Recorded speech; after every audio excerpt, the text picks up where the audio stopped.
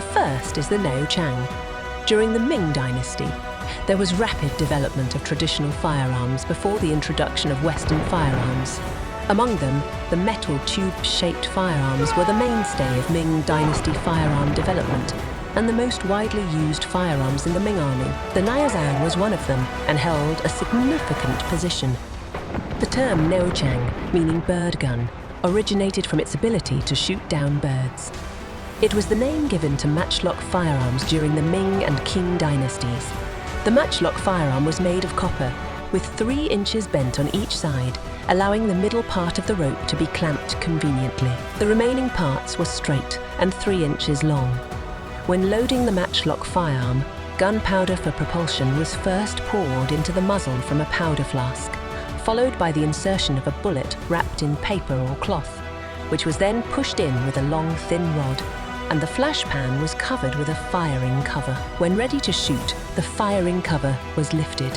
The target was aimed, and the trigger was pulled, causing the match to contact the flash pan and ignite the primer.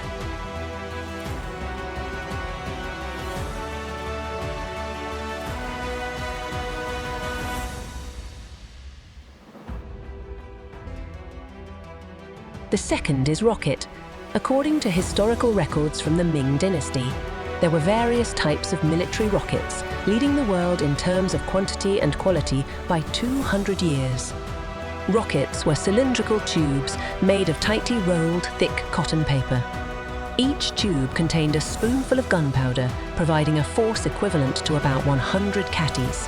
Each tube required approximately 4,000 catties of force, resulting in longer range and more powerful launches. The amount of gunpowder used was 2 liang and 5 chen. If the purpose was to create fire and burn, additional igniting gunpowder had to be placed at the rear to easily ignite it. Launching required the use of a launching tube to accurately hit the target. The rocket was wrapped in 2 layers of alum paper and oil paper to protect it, preventing the loss of effectiveness due to excessive humidity during the summer and allowing for long-term storage. This method could also produce significant rockets such as flying spears, flying knives, and flying swords, and made significant contributions to the development of rockets worldwide. The third is flame ejector, to facilitate use in the field. The Ming Dynasty invented a type of firearm called the flame ejector, which not only produced flames but could also emit poisonous gas and smoke. The flame ejector was made from bamboo with a diameter of approximately 2 inches and a length of 3 feet 5 inches.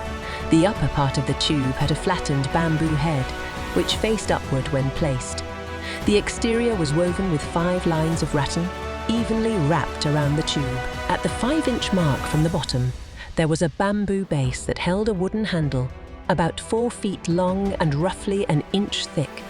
The handle was securely fastened inside the tube using iron nails. To load the propellant, a small bamboo pipe measuring 3 feet 5 inches long was used, which held a thick double-ended propellant stick inserted into the base of the tube. Once loaded, the flame ejector was ignited and placed in an elevated position. It had a range of up to 40 to 50 paces and could cover an area of about 10 paces. This type of flame ejector was called the Man Tian Sing flame ejector, also known as a beehive. Whether used in combat or defense, at close range, it could be wielded with the handle and sprayed at will, effectively burning the enemy. The fourth is landmine. During the mid-Ming Dynasty, the use of landmines gradually became more prevalent. The landmine, also known as the exploding thunder, was a porcelain jar glazed both inside and outside. They varied in size, but had a relatively small caliber with a wide opening on the side. Each jar contained 5, 10, or several tens of catties of explosives, filling approximately 1/8 of the volume. A small tube was inserted into the jar, with its length adjusted as needed, protruding about an inch from both ends. The tube was inserted through the opening, and the jar's bottom was sealed with oiled paper, covered by a ceramic bowl. A hole approximately a few feet deep was dug beneath the jar to prevent moisture. Surrounding the jar, sturdy stones were piled up to an appropriate height and thickness, with larger stones used to compact the top, while the exterior was sealed with mud, resembling a tomb to avoid suspicion. A large ceramic basin was placed above, layered to prevent rainwater from entering. These landmines served as ambush weapons buried along outer city passages and were essential in defensive strategies. The fifth is cannon carriage. In battle, cannons must be mounted on carriages just as a sword requires a hilt. Without a hilt, one cannot grip a sword, and without a carriage, a cannon becomes difficult to move. Therefore, when constructing cannon carriages, considerations must be made regarding the proportions of length, width, thickness, size, and dimensions to ensure stability and lightweight maneuverability during combat. Similarly, the dimensions are determined based on the diameter of the cannon's muzzle, with thick wooden walls serving as protective barriers, matching the length of the cannon barrel. For instance, the Franco cannon, an early breech-loading smoothbore artillery piece introduced to China by the Portuguese during the Ming Dynasty, would also be mounted on a cannon carriage for mobility.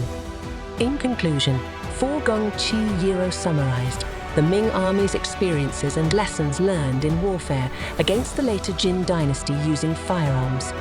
The technology of firearms was one of the factors impacting on the Ming-Qing transition.